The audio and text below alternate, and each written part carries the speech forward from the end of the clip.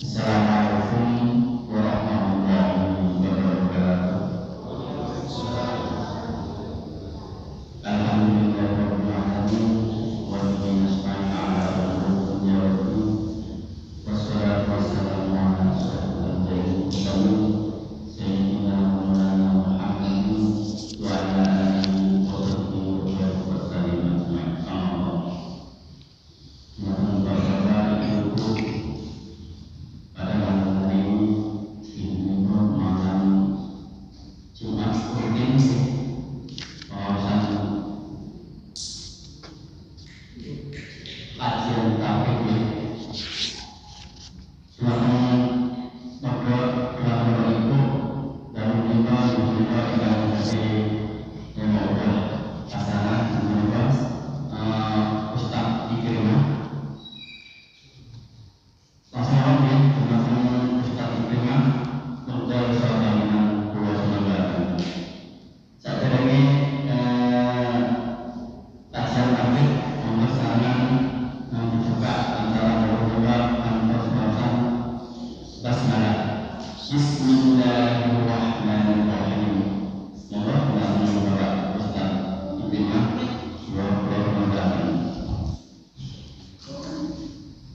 Bismillahirrahmanirrahim. Assalamualaikum warahmatullahi wabarakatuh. Innal hamdalillah nahmaduhu wa nasta'inuhu wa nastaghfiruh wa na'udzu billahi min shururi anfusina wa min sayyiati a'malina may yahdihillahu fala mudilla lahu ومن يضلل فلا هادي له أشهد أن لا إله إلا الله وحده لا شريك له وأشهد أن محمدا عبده ورسوله يا أيها الذين آمنوا اتقوا الله حق تقاته ولا تموتن إلا وأنتم مسلمون اللهم انفعنا بما علمتنا وعلمنا ما ينفعنا وزدنا علما. Para bapak dan para ibu, kaum muslimin dan muslimat yang semoga Allah Ta'ala merahmati kita semua. Selalu kebiasaan saya di awal-awal pengajian kita tentunya berdoa kepada Allah Ta'ala dengan seluruh nama-namanya yang husna dan sifat-sifatnya yang ulia. Semoga Allah Ta'ala memberikan kita taufik untuk dapat mengamalkan at-tauhid, mengamalkan Islam ini dengan sempurna, yaitu berusaha membersihkan diri kita dari kotoran-kotoran kesyirikan, peribadatan kepada selain Allah, membersihkan diri kita dari kotoran-kotoran amalan-amalan yang tidak pernah dicontohkan oleh Rasulullah sallallahu alaihi wasallam, dan membersihkan diri kita dari kotoran-kotoran kemaksiatan, yang mana apabila seseorang diberikan taufik oleh Allah Ta'ala, dia bisa membersihkan dirinya dari 3 perkara tersebut, maka orang tersebut pasti dijamin masuk surga tanpa hisab dan tanpa adab, tidak ada penghitungan. Sebagaimana nanti insyaallah kita akan jelaskan dalam kitab yang kita akan bahas di sini. Di antara keutamaan orang yang mentauhidkan Allah, yang dia hanya beribadah kepada Allah semata dan tidak beribadah kepada selain Allah, di antara keutamaannya bahwasanya mereka pasti masuk ke dalam surga. Seseorang yang hanya beribadah kepada Allah semata, tidak melakukan kesyirikan, tidak memalingkan ibadah kepada selain Allah, ini pasti dijamin masuk ke dalam surga. Pasti. Akan tetapi nanti di sana orang-orang yang mentauhidkan Allah, tatkala memasuki surga ada 3 tingkatan. Tingkatan yang pertama adalah tingkatan yang paling tinggi, yaitu seseorang yang bertauhid, seorang muslim, seorang yang beriman, tatkala nanti menghadap Allah dalam keadaan bersih, tidak membawa dosa, tidak memiliki dosa kesyirikan, tidak memiliki dosa dengan melakukan amalan-amalan yang tidak pernah dicontohkan oleh Rasulullah sallallahu alaihi wasallam. tidak membawa dosa kemaksiatan, yang dia bawa hanya pahala, maka orang yang seperti ini masuk surga tanpa hisab. Tidak ada penghitungan amal. Kenapa? Karena pahala yang dia miliki nggak ada lawannya. Masuk surga tanpa hisab dan tanpa adab, tidak disiksa oleh Allah Subhanahu wa taala. Ini yang pertama. Yang kedua, orang yang bertauhid, seorang muslim, seorang beriman, tatkala menghadap Allah tapi masih membawa dosa, sehingga harus dihisab terlebih dahulu, harus ditimbang antara amal kebaikan dengan keburukan. Tatkala amal kebaikannya ini lebih berat dibandingkan keburukannya, maka dia pun masuk surga tanpa dimasukkan terlebih dahulu ke dalam neraka, tapi dengan proses penghisapan, perhitungan. Tentunya kalau kita dihisab, ditanya sama Allah, ada unsur apa, deg-degannya, ada unsur khawatirnya, jangan-jangan amalan kebaikan kita kalah dengan keburukan. Beda dengan yang pertama. Yang pertama ini masuk surga tanpa hisab dan tanpa adab, nggak ditimbang, nggak dihitung sama Allah amalnya, karena dia nggak punya keburukan. Dan yang ketiga, seorang muslim, seorang yang beriman, tatkala menghadap Allah ternyata masih membawa banyak dosa, tapi dosa yang dia miliki tidak ada unsur kesyirikannya. Ya, dia hanya melakukan dosa-dosa besar selain dari kesyirikan. Maka tatkala ditimbang antara amal kebaikan dan keburukannya, oh ternyata dosanya lebih besar, lebih berat. Maka orang yang bertauhid ini dia disiksa dulu di dalam neraka. Sekadar dosa yang dia miliki, dicuci dulu dosanya. Setelah itu Allah keluarkan dari neraka dan Allah masukkan ke dalam surga. Dan tentunya, waalaikumsalam, kita sangat menginginkan kalau disuruh pilih di antara 3 tingkatan ini, kita tentunya pengen yang pertama, masuk surga tanpa hisab dan tanpa adab. Dan saya mencontoh ustadz saya, beliau setiap pengajian selalu berdoa kepada Allah agar dijadikan orang-orang yang seperti ini, yang nanti dalam sebuah hadis kita akan jelaskan pada bab yang ketiga dalam kitab yang kita akan pelajari, jumlahnya itu hanya 70.000 dari umat Islam. Tapi nanti ya Rasulullah meminta tambah, dan nanti ada perbedaan di antara para ulama, apakah orang dari umat Islam ini yang masuk surga tanpa hisab dan tanpa adab dibatasi dengan jumlah tertentu atau tidak. Nanti insya Allah kita akan jelaskan pada babnya. Para bapak dan para ibu, semoga Allah merahmati kita semua. Ilmu yang kita pelajari ini adalah ilmu yang sangat agung. Pada pertemuan yang pertama sudah kita jelaskan bahwasanya kehidupan dunia ini hanyalah sementara. Setelah kita hidup di dunia, kita akan memasuki alam yang kedua, yaitu alam kubur atau alam barzakh, alam yang memisahkan antara alam dunia dengan alam akhirat. Dan nanti di alam barzakh atau alam kubur, masing-masing kita akan ditanya oleh malaikat Munkar dan Nakir tentang 3 pertanyaan. Man rabbuka, wa ma dinuka, wa man nabiyuka.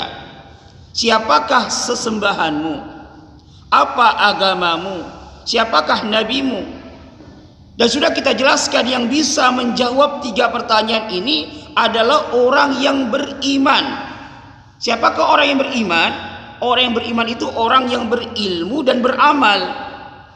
Sewaktu di dunia dia benar-benar mengilmui hakikat mengenal Allah itu seperti apa, hakikat mengenal agamanya itu seperti apa, hakikat mengenal nabinya itu seperti apa. Dia benar-benar mengilmui berdasarkan Al-Quran dan As-Sunnah. Oleh karena itulah tatkala seorang yang beriman bisa menjawab Rabbi Allah, Rabbku adalah Allah, agamaku adalah Islam, nabiku adalah Muhammad, kan malaikat berkata, wa ma yudrika, bertanya lagi, dengan apa anda bisa menjawabnya? Kok anda bisa menjawabnya? Apa jawab orang yang beriman ini? Qara'tu kitab Allah fa amantu bihi wa saddaqtu. Karena saya baca Al-Quran, kitab Allah, saya mengimaninya.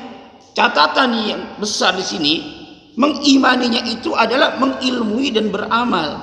Orang itu tidaklah dikatakan beriman kecuali dia berilmu dan beramal. Kalau dia hanya beramal tanpa ilmu, dia sesat.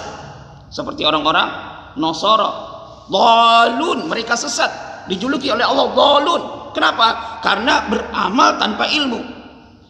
Dan orang yang berilmu tapi tidak beramal, maka dimurkai. Mereka seperti orang-orang Yahudi. Orang-orang Yahudi adalah orang-orang yang berilmu, tapi apa? Mereka tidak mengamalkan ilmu mereka, sehingga mereka maghdub, dimurkai oleh Allah Subhanahu wa taala. Adapun orang beriman, orang yang berilmu dan beramal. Jadi hakikatnya kita semua, saya, jamaah semua sama. Kita akan ditanya nanti oleh malaikat munkar dan nakir, dan tentunya kita butuh persiapan untuk bisa menjawabnya. Oleh karena itulah tatkala ada seorang sahabat Ansar bertanya kepada Rasulullah, Ayyu mu'minin afdal?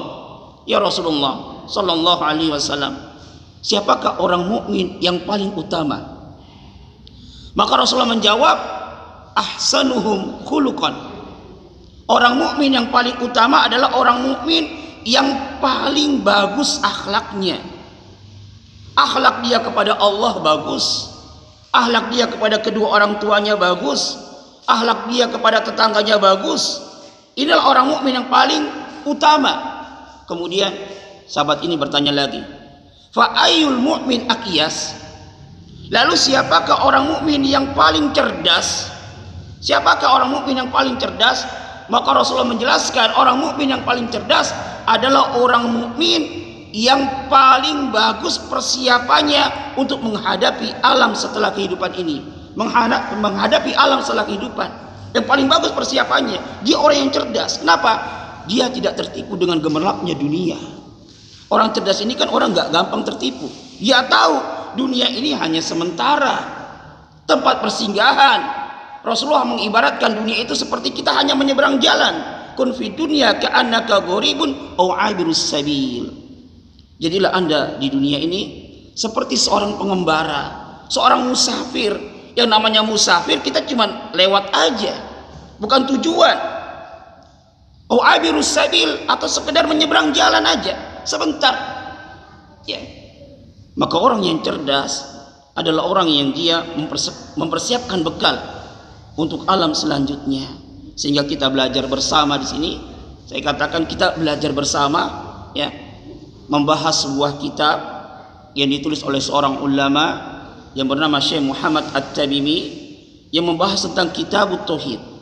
Ya, dalam kitab ini ya, beliau membawakan dalil-dalil dari Al-Quran dan As-Sunnah yang sahih, dan juga perkataan para sahabat, perkataan para ulama, yang dalil-dalil tersebut mengajarkan kepada kita begini loh caranya mengenal Allah, ini loh hakikat mengenal Allah, yang dengannya kita bisa menjawab 3 pertanyaan kubur.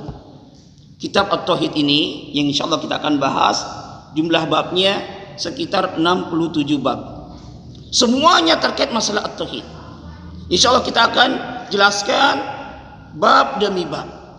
Insyaallah pada pertemuan kali ini kita mencoba masuk bab yang pertama, bab yang diberikan judul oleh beliau Kitabut Tauhid. Bab yang pertama judulnya Kitabut Tauhid. Untuk memudahkan di dalam kita memahami bab demi bab, saya akan menjelaskan terlebih dahulu poin-poin pembahasan yang kita akan bahas pada bab yang pertama ini. Apa sih poin-poin yang kita akan bahas pada bab ini? Yang pertama, kita akan menjelaskan apa dasar penulis mendahului kitabnya dengan Bismillahirrahmanirrahim. Tadi kita juga memulai kajian dengan Bismillahirrahmanirrahim. Maka begitu pula di sini Syekh Muhammad At-Tamimi tatkala menulis kitabnya diawali Bismillahirrahmanirrahim. Apa dasarnya? Ada nggak sih dasarnya? Karena kalau kita ingin beramal, apapun bentuk amalnya, baik amal itu terkait dengan perkataan, baik amal itu terkait dengan perbuatan, baik amal itu terkait dengan keyakinan, harus ada dasar. Agama Islam itu agama yang ilmiah, bisa dipertanggungjawabkan secara ilmiah. Semua amalan ada dasarnya. Apa dasarnya? Al-Quran dan As-Sunnah. Apabila ada suatu perkataan ada dasar dari Al-Quran dan As-Sunnah, amalkan. Kalau tidak, jangan diamalkan. Dasar kita Alkitab dan As-Sunnah. Apabila ada perbuatan ada dasarnya dari Alkitab dan As-Sunnah, Al-Quran dan As-Sunnah, amalkan. Memang ini dasar kita. Jangan sampai kita beramal atau memiliki suatu keyakinan yang enggak ada dasarnya, nanti tidak diterima di sisi Allah Subhanahu wa taala. Ini poin yang pertama. Poin yang kedua, apa faedahnya? Apa manfaatnya? Kita sering memulai kajian dengan bismillah. Kita tatkala ingin makan baca bismillah. Tatkala kita ingin masuk ke dalam WC juga baca bismillah. Tatkala kita mau tidur baca bismillah. Tatkala kita mau keluar dari rumah baca bismillah. Mau masuk ke dalam rumah pun baca bismillah. Diawali dengan menyebut nama Allah. Apa sih faedahnya? Jangan sampai selama ini kita mengamalkan perkara tersebut tapi nggak tahu faedahnya, sehingga kurang menancap. Ya, tatkala kita nggak tahu suatu faedah dari sesuatu kan percuma nanti. Kurang mantap, kurang greget kita untuk mengamalkannya. Apa faedahnya nanti kita mengawali segala sesuatu dengan membaca basmalah, bismillahirrahmanirrahim. Kemudian poin yang keempat, kita akan menjelaskan apa itu at-tauhid. Ya, ini poin yang keempat. Dan poin yang kelima adalah tentang penjelasan dalil-dalil yang dibawakan oleh Syekh Muhammad At-Tamimi yang menjelaskan tentang makna dari at-tauhid. Yang intinya pada bab yang pertama ini menjelaskan tentang kedudukan dan keagungan tauhid yang sangat tinggi. Tapi kita jelaskan poin yang pertama. Apa tadi poin pertama ya? Dasar atau alasan mengapa penulis memulai kitabnya dengan basmalah. Dijelaskan para ulama yang menjelaskan kitab ini, ibtada al-mu'allif kitabahu bil basmalah. Mu'allif Syekh Muhammad At-Tamimi, semoga Allah merahmati beliau, memulai kitabnya dengan bismillah, iktidaan bi kitabillahi ta'ala. Ini dalam rangka mencontoh kitab Allah, Al-Quran, yang mana Al-Quran di dalam setiap surat-suratnya mesti didahului dengan bismillahirrahmanirrahim illa surat At-Taubah, kecuali surat At-Taubah, surat At-Taubah, ya, surat yang ke-9 dalam Al-Quran kalau tidak salah ya. Tidak diawali dengan bismillah. Kenapa? Para ulama menjelaskan diantaranya karena surat At-Taubah ini di dalamnya membongkar kejelekan orang-orang munafik, sehingga Allah tidak memulainya dengan bismillah. Karena bismillah ini isinya apa? Dengan menyebut nama Allah yang maha pemurah lagi maha penyayang, terkait dengan kasih sayang.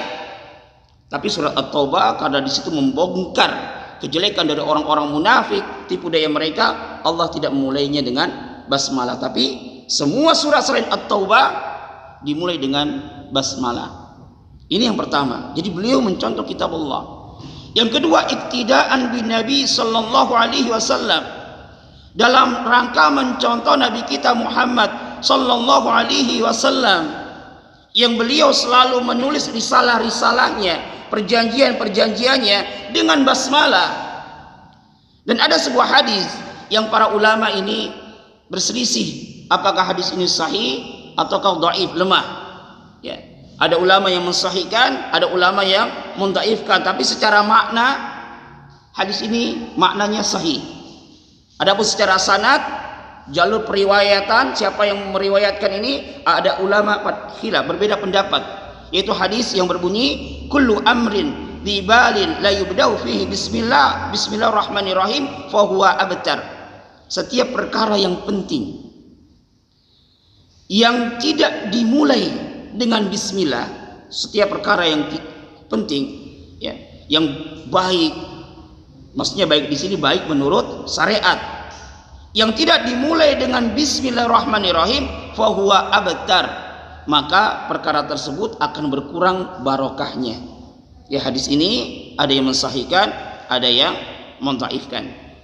Kemudian di antara contoh Rasulullah sallallahu alaihi wasallam tatkala beliau mengadakan perjanjian Hudaybiyah. Perjanjian Hudaybiyah adalah perjanjian antara kaum muslimin dengan orang-orang musyrikin Quraisy sebelum terjadinya Fathul Mekah. Rasulullah sallallahu alaihi wasallam hendak menulis perjanjian tersebut, wa nada Ali bin Abi Thalib, dan memanggil Ali bin Abi Thalib liyaktuba as-sulha, untuk menulis perjanjian. Faqala lahu, kemudian Rasulullah sallallahu alaihi wasallam berkata kepada Ali, uktub bismillahirrahmanirrahim. Ya Ali, tulis dengan menyebut nama Allah yang Maha Pemurah lagi Maha Penyayang. Tatkala Rasulullah memerintahkan kepada Ali bin Abi Thalib untuk menulis perjanjian diawali dengan bismillah, ini kebiasaan Rasulullah. Maka qalu, orang-orang musyrikin Quraisy berkata, la na'rifu ar-Rahman, kami tidak mengenal ar-Rahman, kami tidak mengenal ar-Rahman illa Rahman al-Yamamah, kecuali Rahman al-Yamamah. Rahman al-Yamamah yang dimaksud orang musyrikin Mekah di sini adalah Musailamah al-Kadzab, nabi palsu. Jadi orang musyrikin ini mengingkari nama Allah Ar-Rahman. Maka tatkala Rasulullah merintahkan kepada Ali bin Abi Thalib untuk menulis perjanjian, ya bismillahirrahmanirrahim, itu kan ada nama Allah Ar-Rahman. Orang musyrik enggak terima, la na'rifu Ar-Rahman, kami enggak kenal Ar-Rahman.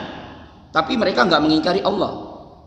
Orang musyrik itu enggak mengingkari Allah. Yang mereka ingkari adalah nama Allah Ar-Rahman. Kemudian mereka berkata, walakin, akan tetapi, uktub ya Ali, ya Ali uktub, tulislah bismika Allahumma. Perhatikan ini, orang musyrikin berkata kepada Ali bin Abi Thalib untuk menulis perjanjian diawali dengan apa? Ini atas perintah siapa nih? Atas perintah orang-orang musyrikin Quraisy Mekah. Mereka berkata, walakin uktub bismika Allahumma. Apa artinya bismika Allahumma? Dengan menyebut namamu ya Allah. Siapa yang bilang? Orang musyrikin Quraisy. Jadi kita jangan salah sangka, orang musyrikin Quraisy itu beriman kepada Allah, dalam artian mereka percaya akan adanya Allah. Bahkan mereka beribadah juga kepada Allah. Orang musyrikin Quraisy itu, mereka dahulunya mengikuti ajarannya Nabi Ibrahim alaihissalam. Mereka juga haji, mereka berkurban. Lalu letak kesalahan mereka di mana? Letak kesalahan mereka adalah mereka tidak mentauhidkan Allah dalam ibadah. Mereka beribadah kepada Allah, tapi mereka pun beribadah kepada selain Allah. Ini kesalahan orang-orang musyrikin.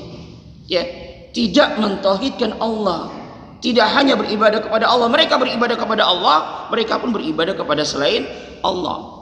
Sebagaimana hadis yang kemarin mungkin pernah saya sampaikan, ada seorang sahabat yang namanya Husain bin Imran.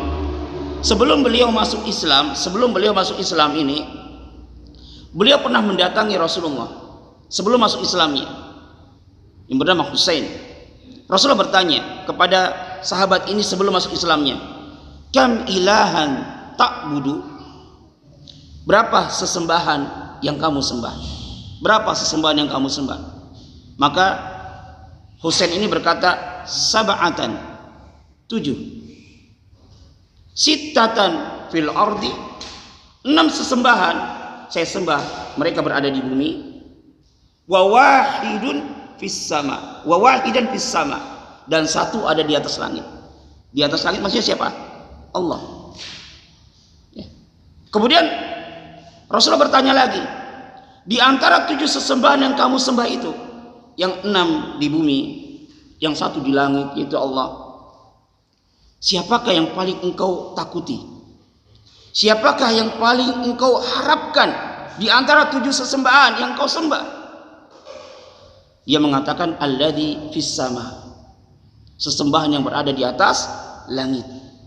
Maka kata Rasulullah, utruk as-sitta wa'bud alladzi fis sama. Oleh karena itulah, tinggalkanlah 6 sesembahan yang kamu sembah di bumi, dan sembahlah 1 sesembahan yang berada di atas langit. Ini dalil yang sangat tegas menunjukkan orang-orang musyrikin zaman dahulu pun yang diperangi oleh Rasulullah sallallahu alaihi wasallam, mereka pun beribadah kepada Allah. Tapi salahnya di mana? Salahnya di samping mereka beribadah kepada Allah, mereka pun beribadah kepada selain Allah. Inilah hakikat yang menyisir dari tauhid. Yang nanti insyaallah kita akan jelaskan makna dari at-tauhid. Tapi ini dalil atau landasan mengapa Syekh Muhammad At-Tamimi memulai kitabnya dengan basmalah. Maka tatkala kita memulai kajian kita dengan basmalah, kalau kita niatkan dalam rangka mencontoh kitabullah, dalam rangka mencontoh Rasulullah, maka ini bernilai pahala. Ya. Jadi tatkala kita mulai seperti ini baca bismillah tapi kita nggak tahu dasarnya apa, bisa jadi nggak bernilai pahala. Tapi kalau kita sudah tahu, oh saya lakukan ini sudah ada dasarnya, ada dalilnya, ya, maka tatkala kita melakukan hal tersebut memang karena didasari atas dalil Al-Quran dan As-Sunnah, maka itu bisa bernilai pahala di sisi Allah Subhanahu wa Ta'ala. Tapi sekarang poin yang kedua adalah faidah.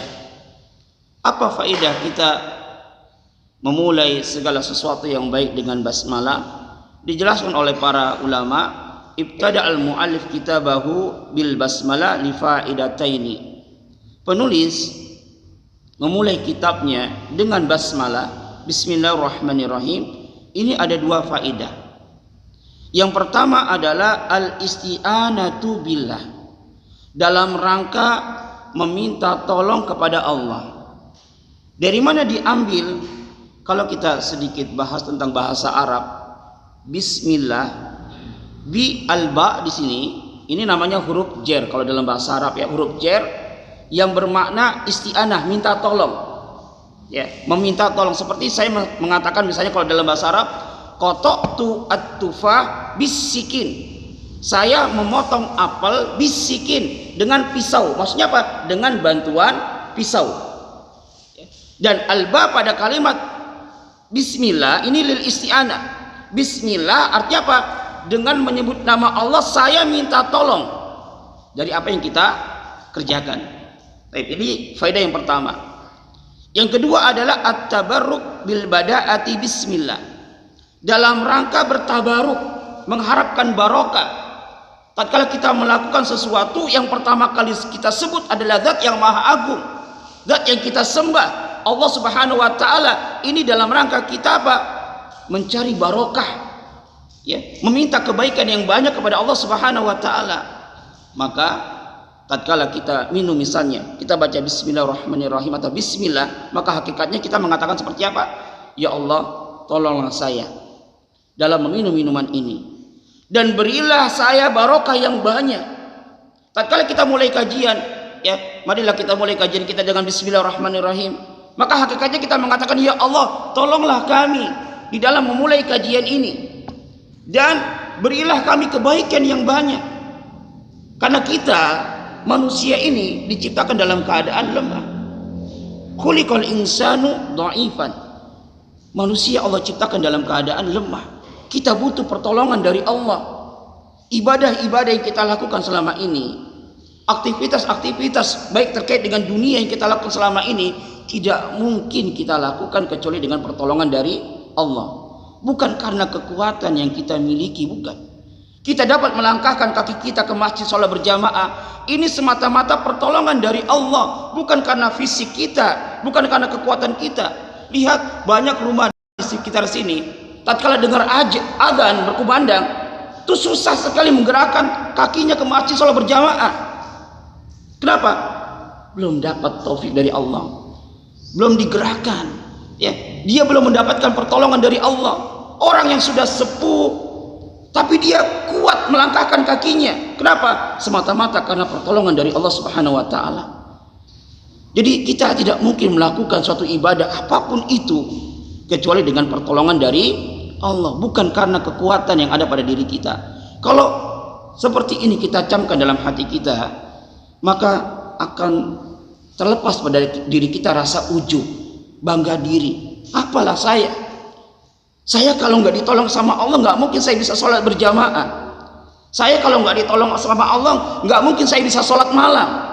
Saya kalau nggak ditolong sama Allah, nggak mungkin saya bisa puasa Senin dan Kamis. Saya kalau nggak ditolong sama Allah, nggak mungkin saya bisa memiliki perusahaan seperti ini. Nggak mungkin. Ini semuanya semata-mata karena pertolongan dari Allah.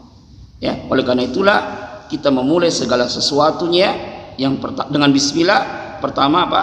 Dalam rangka meminta tolong kepada Allah. Kita minta tolong kepada Allah. Dan yang kedua adalah kita mencari barokah, bertabaruk kepada Allah, mengharapkan kebaikan yang banyak dari Allah Subhanahu wa Ta'ala. Tapi ini sampai jam berapa ya? 8:30 ya? Jam 8:30 8:30 materinya, setelah itu tanya jawab apa gitu ya. Baik. Sekarang kita lanjutkan poin yang ketiga, pengertian dari at-tauhid. Apa itu tauhid? Sebelum saya jelaskan, sebagian orang ada yang menyangka kalimat at-tauhid ini adalah kalimat yang dibuat-buat oleh sebagian ulama. Kalimat yang tidak syar'i, kalimat yang tidak ada dasarnya. Ada sebagian orang yang menuduh seperti itu. Padahal kalimat at-tauhid ini adalah kalimat yang syar'i. Sebagaimana hadis yang nanti kita akan jelaskan. Tatkala Rasulullah sallallahu alaihi wasallam mengutus sahabat Mu'adz bin Jabal ke Yaman, maka Rasulullah mengatakan, "Falyakun awwala ma tad'uhum ilaihi," maka hendaklah yang pertama ya engkau dakwahkan kepada mereka ila ayyuhidullah, agar mereka mentauhidkan Allah. Hadis ini diriwayatkan oleh Imam Bukhari dan Muslim. Ya, jadi tatkala Rasulullah sallallahu alaihi wasallam mengutus Mu'adz bin Jabal ke Yaman, qala lahu, maka Rasulullah berkata kepadanya, "Innaka ta'ti qauman ahlul kitab." Ya Mu'adz, sesungguhnya engkau akan mendatangi suatu kaum dari ahli kitab. Falyakun awwala ma tad'uhum ilaihi ila ayyuhidullah, maka hendaklah yang pertama kali engkau dakwahkan kepada mereka adalah agar mereka mentauhidkan Allah. Berarti lafaz tauhid ini bukan lafaz yang tidak ada contohnya. Ya Rasulullah pun pernah mengatakan, bahkan memerintahkan kepada Mu'adz.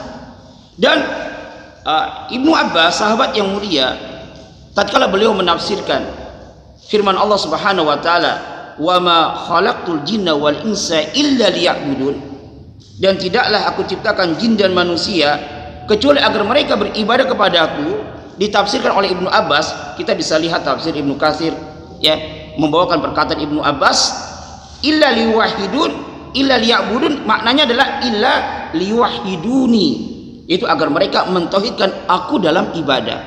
Ibnu Abbas menafsirkan, menjelaskan ibadah dengan at-tauhid. Berarti lafaz tauhid ini bukan lafaz yang diada-adakan, ada dasarnya dari Rasulullah dan juga dari sahabat Ibnu Abbas.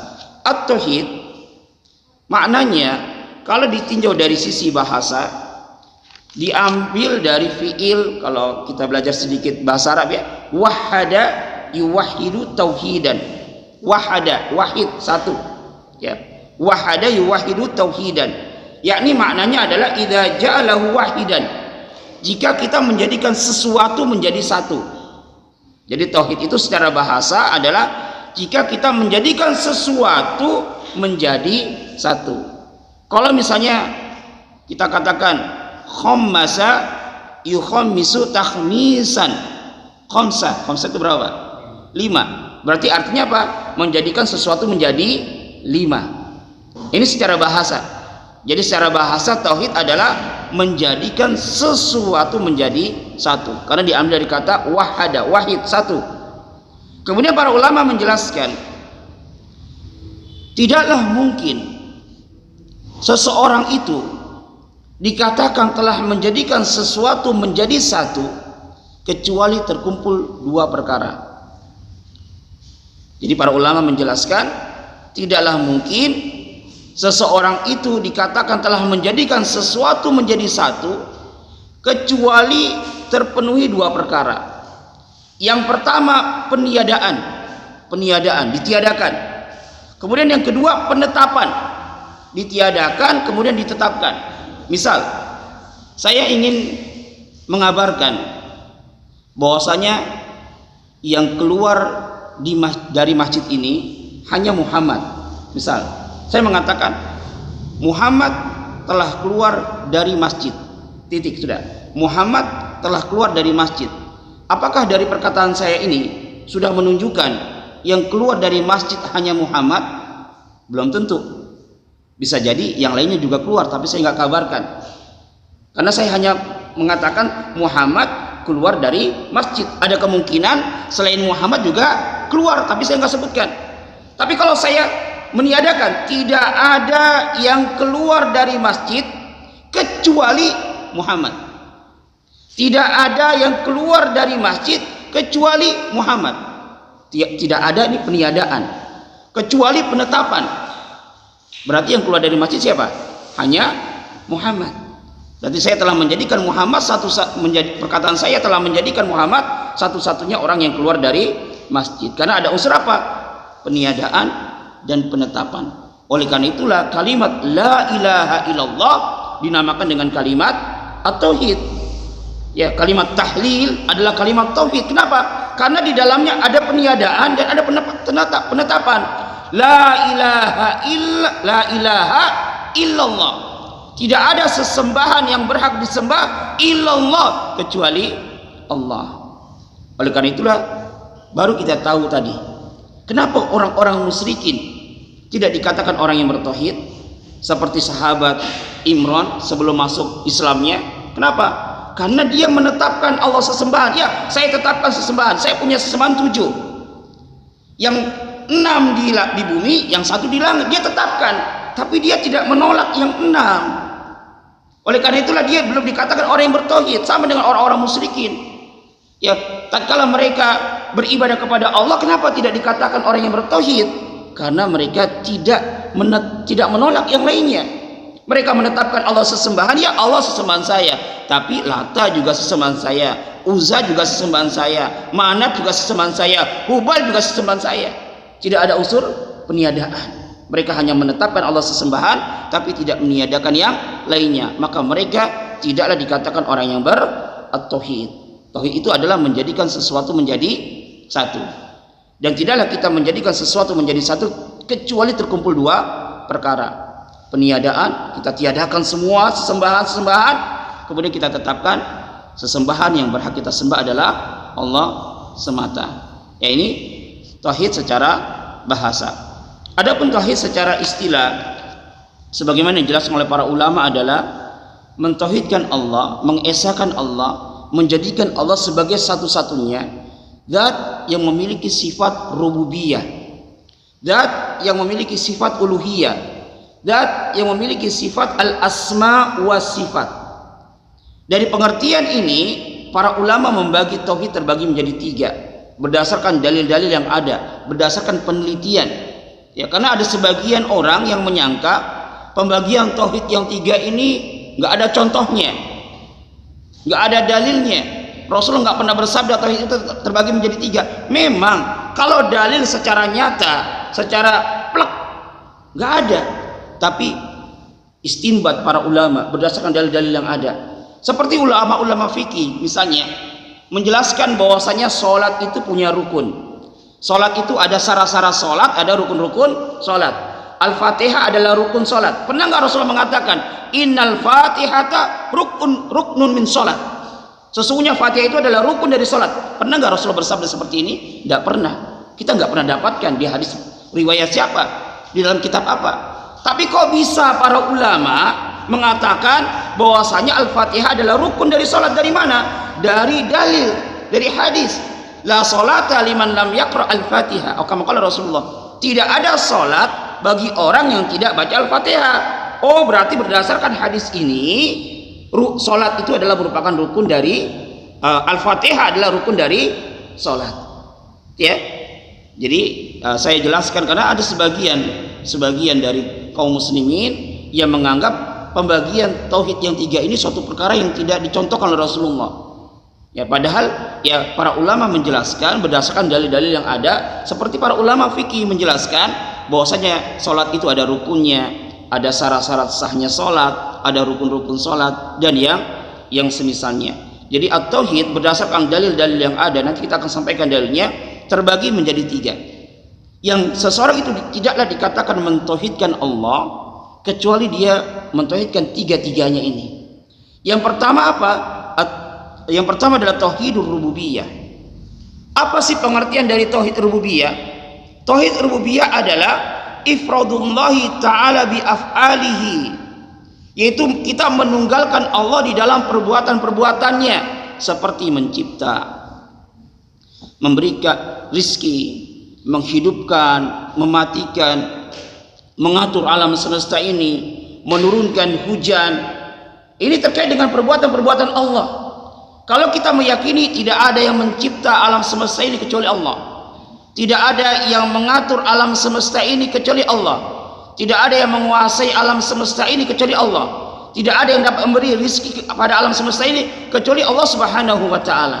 Maka berarti kita telah mentauhidkan Allah di dalam rububiyah.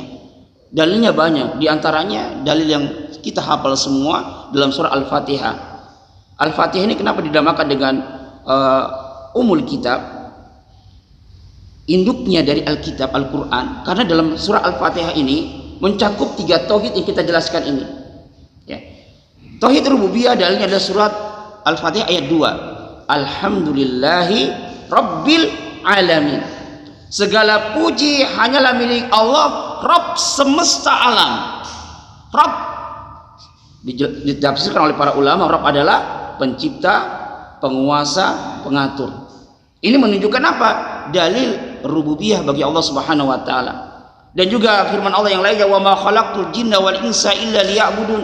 Dan tidaklah aku ciptakan jin dan manusia, ya, Allah ciptakan jin dan manusia kecuali agar mereka hanya beribadah kepadaku. Ya, ini tauhid rububiyah, ya, kita meyakini tidak ada yang mencipta kecuali Allah. Tidak ada yang mengatur alam semesta ini kecuali Allah. Tidak ada yang mengatur lautan kecuali Allah.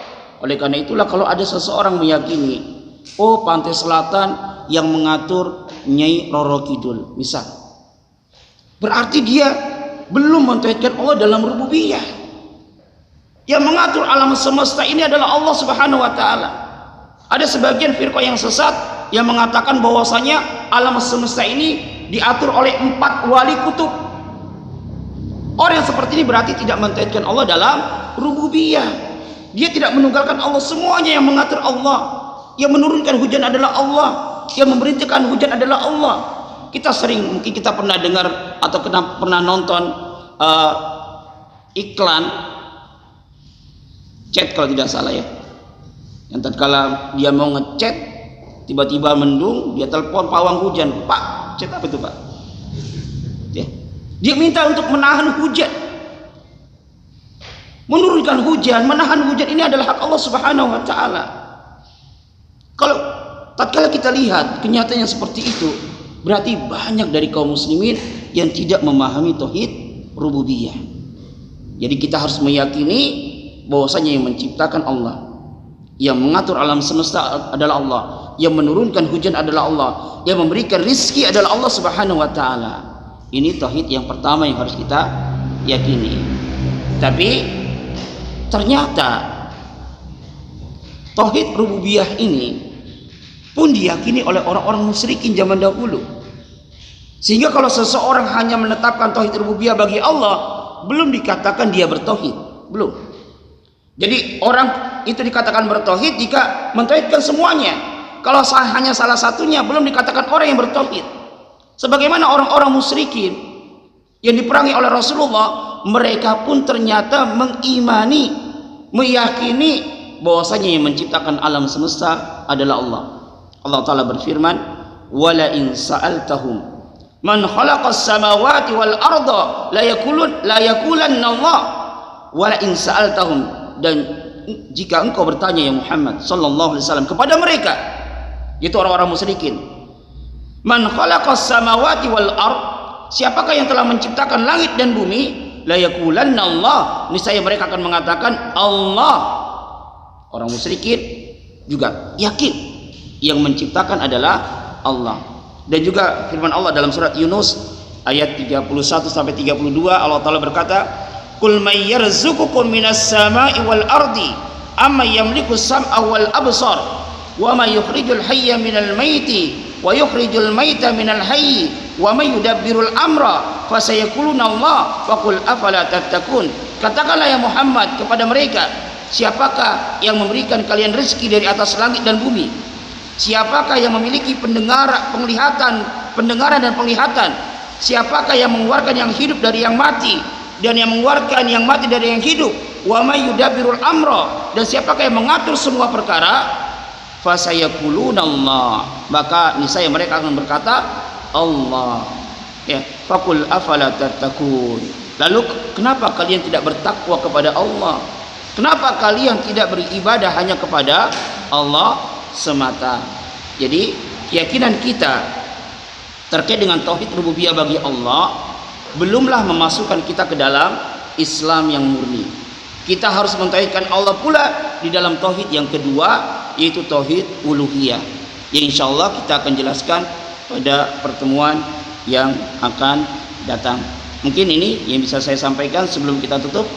Mungkin ada yang ingin ditanyakan terkait dengan materi, ya, terkait dengan materi yang saya sampaikan.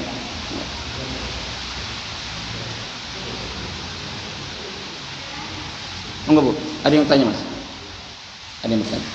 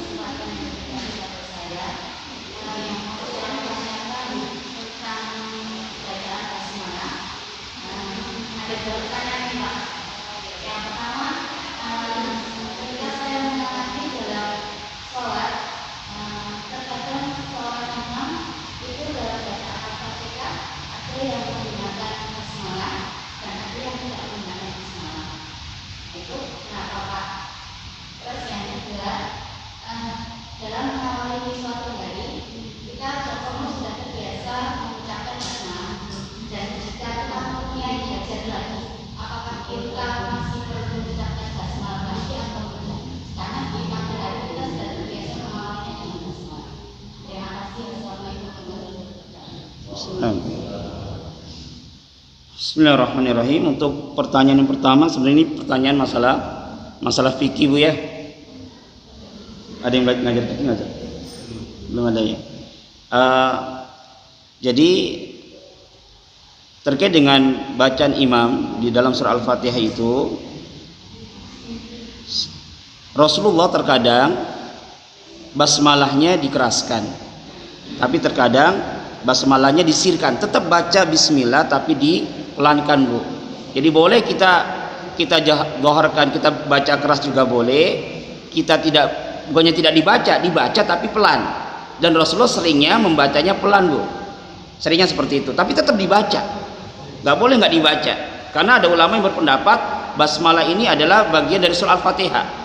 Ada khilaf bainal ulama, ada khilaf, perbedaan pendapat di antara para ulama, apakah bismillah ini bagian dari surah Al-Fatihah atau tidak. Ada yang mengatakan bagian dari bismillah, ada yang mengatakan tidak. Di surah Al-Fatihah itu ayat pertama adalah alhamdulillahirabbil alamin. Ini perbedaan. Kalau ada perbedaan seperti itu, kita cari amannya aja. Kita cari amannya, bismillah termasuk dari surah Al-Fatihah. Jadi tatkala kita sholat, ya, kita baca bismillah. Boleh kita keraskan, boleh kita pelankan, tapi biasanya Rasulullah seringnya dipelankan, itu ya. Jadi dibaca, Bu. Adapun apakah dalam setiap aktivitas kita baca bismillah? Iya. Berdasarkan hadis kullu amrin, setiap perkara yang kita anggap itu adalah perkara yang penting, kalau tidak dimulai dengan bismillah fa huwa abtar, maka apa? Barokahnya berkurang. Kita keluar rumah baca bismillah, kita mau naik motor juga ada doanya juga. Terus kita melakukan aktivitas, tatkala kita misalnya kita kerja sampai tempat kerja kita juga ada doanya. Ya, baca bismillah, berlindung kepada Allah. Ya, a'udzu bikalimatillahi tammati min syarri ma khalaq. A'udzu bikalimatillah. Ya, kita berlindung dengan kalimat-kalimat Allah. Kita bismillah dengan menyebut nama Allah dan seterusnya.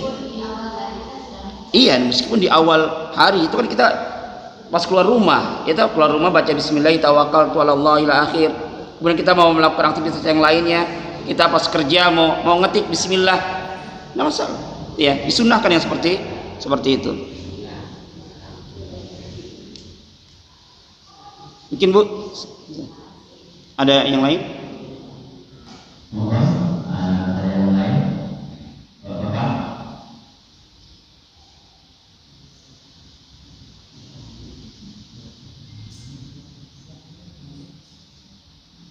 Ibu?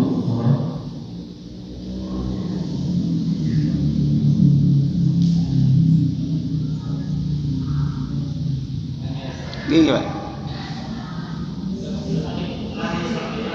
Gini.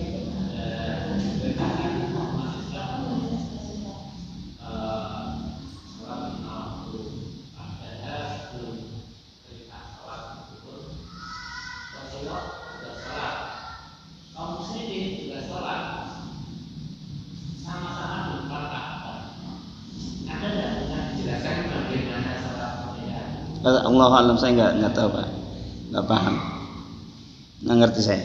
Allah alam bisawab. Tanya sama Ustaz Yasir mungkin ya. Abu Yasir. Insyaallah.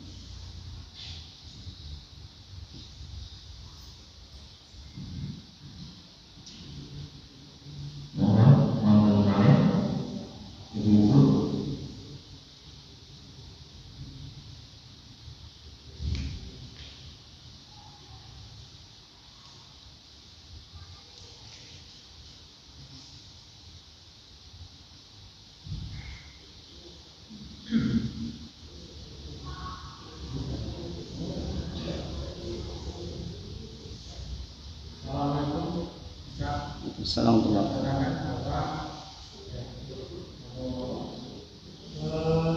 Imam berjamaah itu baik dan lebih baik.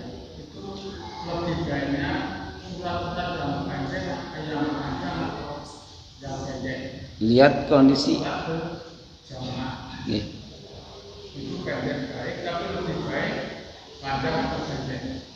Allahu a'lam bishawab, ya dilihat kondisinya Pak ya. Kalau kita mengimami di masjid-masjid kampung, di situ banyak yang sepuhnya, ya ahsannya yang pendek-pendek saja gitu ya. Tapi kalau yang di pondok-pondok yang sudah santri-santri memang sudah ini ya panjang, insya Allah tidak masalah, sesuai dengan contoh-contoh surah-surah yang dibaca oleh Rasulullah Sallallahu Alaihi Wasallam. Jadi dalam kita menyikapi segala sesuatu itu ya harus hikmah ya. Jadi kalau kita lihat kondisinya gimana nih, kondisi jamaah yang kita jadi imam, lihat kondisi jamaahnya bagaimana, kondisi jamaahnya ya.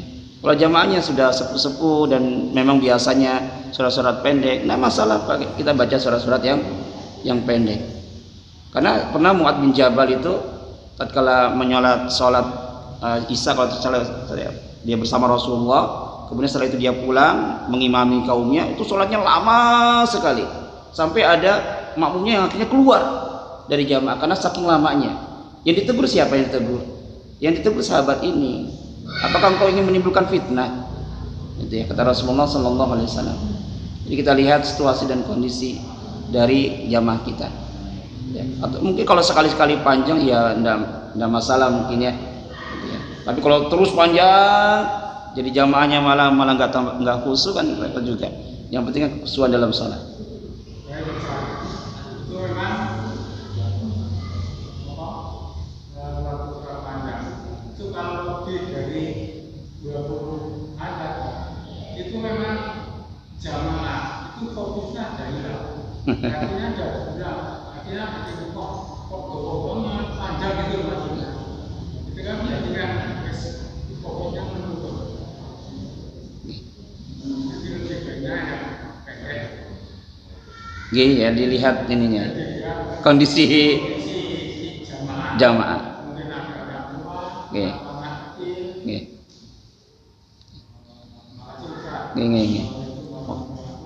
Assalamualaikum warahmatullahi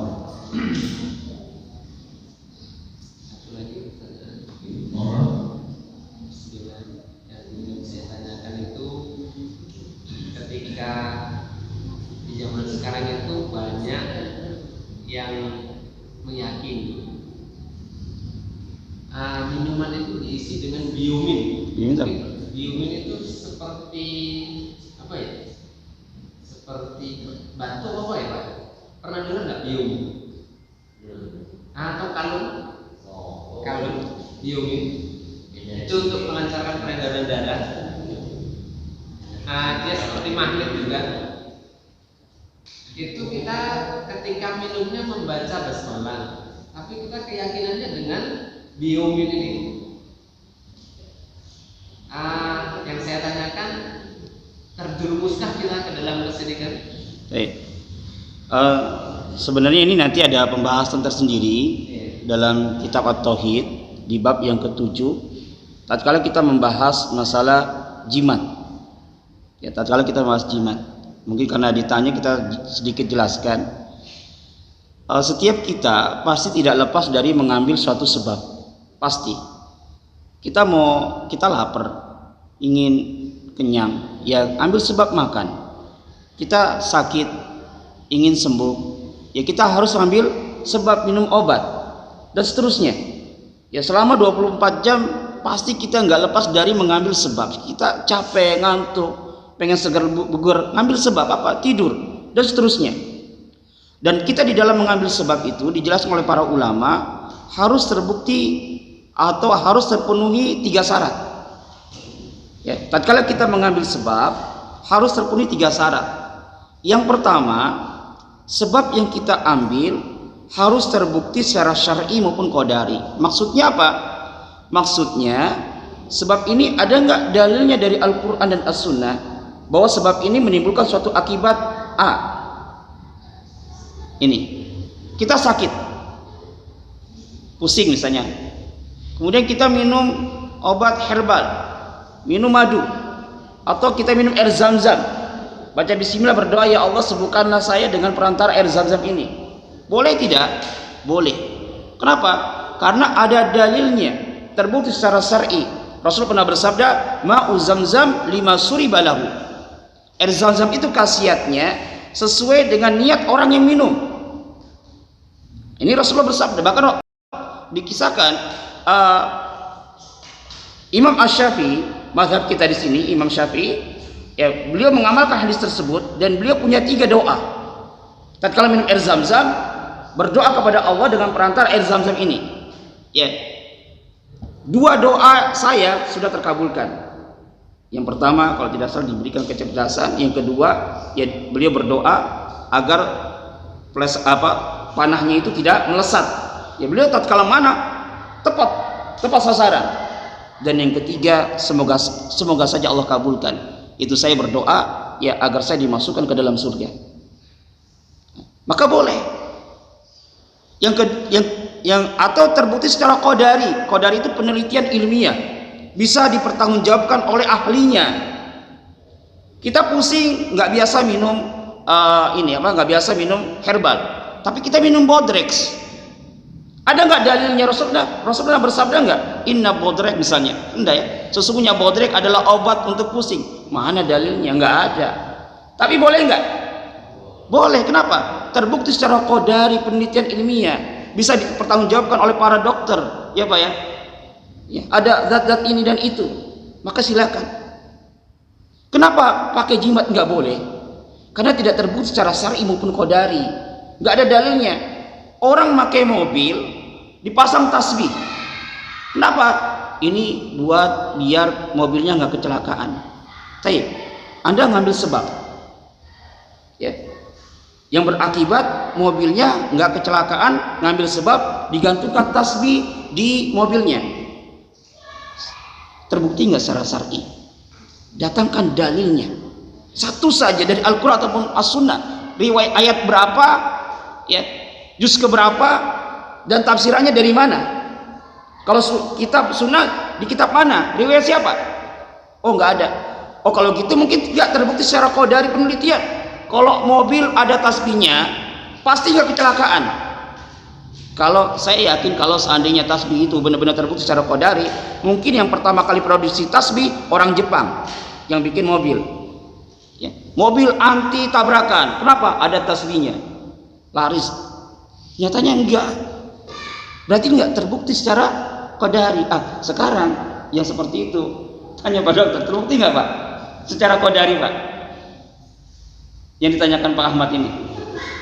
Enggak terbukti. Berarti enggak boleh. Kalau tidak terbukti secara qadari penelitian ilmiah, ada nggak penelitian benar-benar bisa dipertanggungjawabkan secara ilmiah? Kalau nggak terbukti nggak boleh. Itu yang pertama, harus terbukti secara syar'i maupun qadari. Yang kedua, kita tidak boleh bersandar kepada sebab. Bersandarnya kepada Allah sang pencipta sebab. Kita wajib mengambil sebab, wajib. Orang itu nggak dikatakan bertawakal kecuali dia harus ngambil sebab. Karena sebagian orang salah di dalam memahami tawakal. Mas, Anda sakit, iya, minum obat, saya tawakal kepada Allah. Ini bukan tawakal. Tawakal itu penyandaran hati kepada Allah disertai dengan ngambil sebab. Manusia yang paling bertawakal siapa? Rasulullah Sallallahu Alaihi Wasallam. Tatkala perang, pakai baju besi, bukannya selapis, 2 lapis. Rasulullah ngambil sebab. Ya. Nabi Musa alaihissalam tatkala dikejar oleh Fir'aun, depannya apa? Lautan. Nah, apakah Allah langsung membelah lautan seketika? Enggak. Nabi Musa diperintahkan dulu untuk mengambil sebab. Disuruh ngapain? Pukul dulu. Baru ya, kita diperintahkan mengambil sebab, tapi ingat, jangan bersandar kepada sebab, bersandar kepada Sang Pencipta sebab, yaitu Allah. Ya, kemudian yang ketiga, kita harus meyakini berapapun ampuhnya suatu sebab, dia tidak akan memberikan pengaruh kecuali dengan izin dari Allah. Yang mengobati kita bukan obat, yang menyembuhkan kita bukan obat, tapi Allah. Ya, sehingga kita tidak boleh bersandar kepada sebab, dan kita tidak boleh meyakini sebab obat inilah yang menyembuhkan saya. Tidak boleh. Kita yakin berapapun besar sebab yang kita ambil, dia nggak mungkin berpengaruh kecuali dengan takdir dari Allah. Sebab, contoh, di antara sebab yang sangat ampuh untuk membakar kita itu apa? Api. Kalau nggak percaya, kita buktikan sendiri. Ya, bakarlah tangan kita dengan api, mesti insya Allah kepanasan, terbakar tangan kita. Tapi kalau Allah nggak kasih izin, api nggak mungkin membakar. Seperti kisah siapa? Nabi Ibrahim alaihissalam.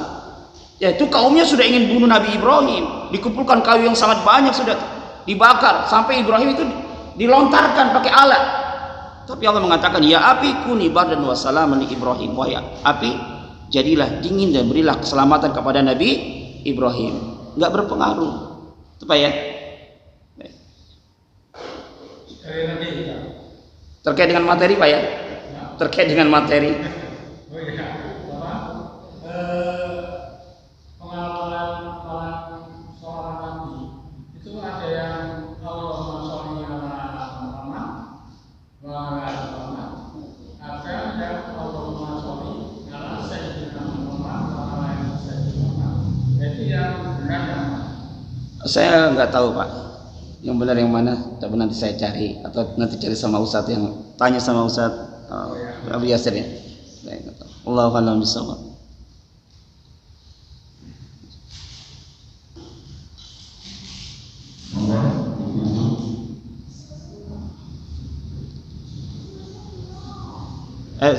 Sebentar Bu ya.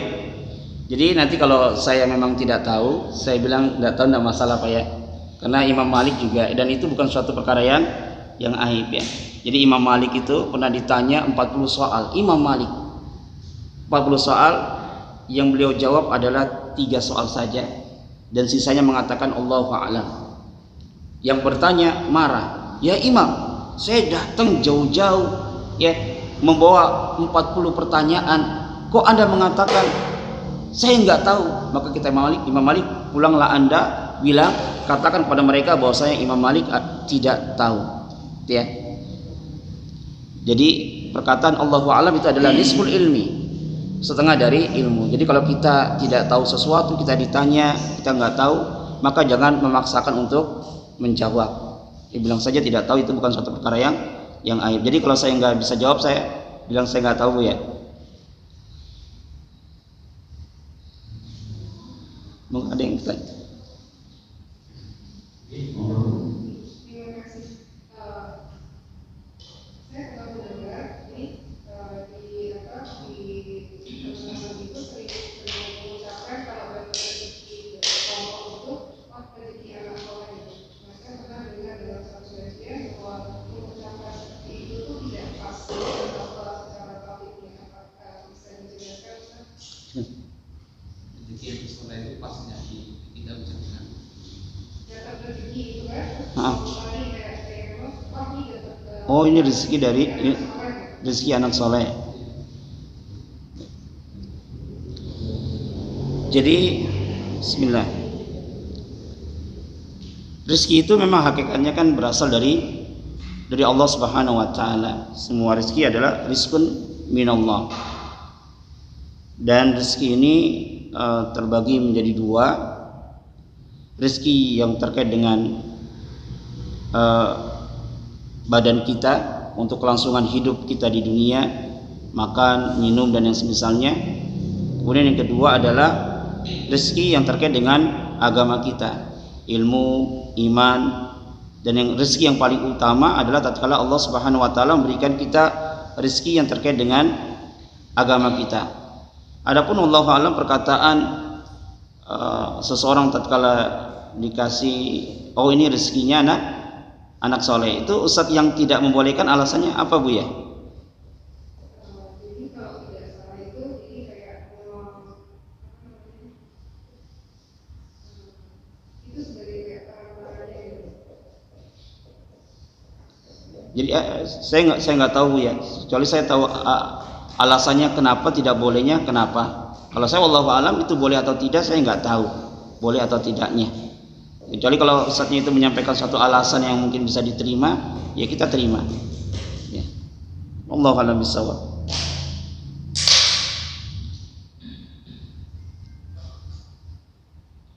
Monggo, dengar.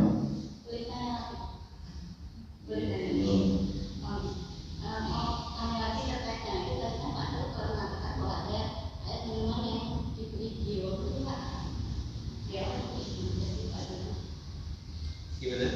Tadi kalau Bapak dulu memang dikasih Biomin. biomin. Yang mau saya tanyakan, gimana kalau air itu kita bacakan ayat-ayat suci dan kita untuk pengobatan itu gimana Pak? Apakah Rasul juga pernah melakukan hal seperti itu atau tidak, dan apakah ada dalilnya? Nanti kita bahas di bab yang ke-8. Ada bab yang diberikan judul Babu Maja'a fi Ruqa wa Tamaim, bab tentang ruqyah dan tamimah. Jadi ruqyah itu suatu pengobatan dengan cara membacakan ayat-ayat Al-Quran kepada orang yang sakit. Dan orang kalau dengar ruqyah terkesan ruqyah itu terkait dengan orang yang kesurupan. Padahal ruqyah itu bisa untuk semua obat. Al-Quran itu syifa, obat bagi penyakit hati dan juga obat bagi badan. Jadi kita dengan cara meruqyah, kita bacakan ayat kursi, baca surah Al-Fatihah, kita berdoa kepada Allah, maka yang seperti ini dibolehkan. Dan ini pernah dipraktikkan oleh ulama yang bernama Al-Imam Ibnu Qayyim Al-Jauziyah.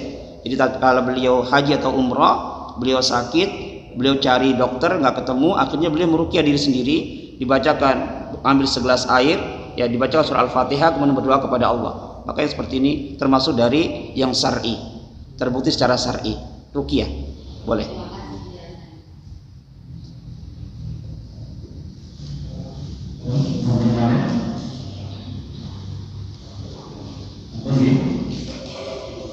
Kepada Ustaz Imam, terima kasih yang sebesar-besarnya atas kajian pada malam hari ini.